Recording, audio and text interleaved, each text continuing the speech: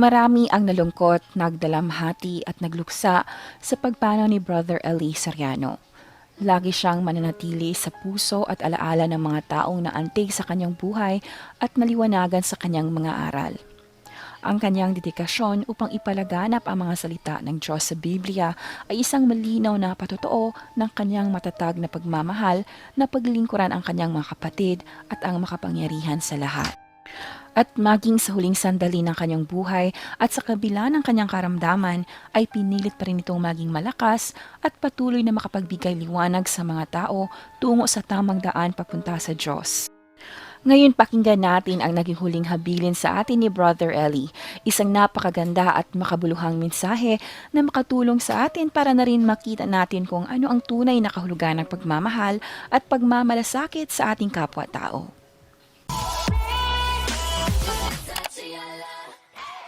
Yung pabayaan, yung ating nararamdaman.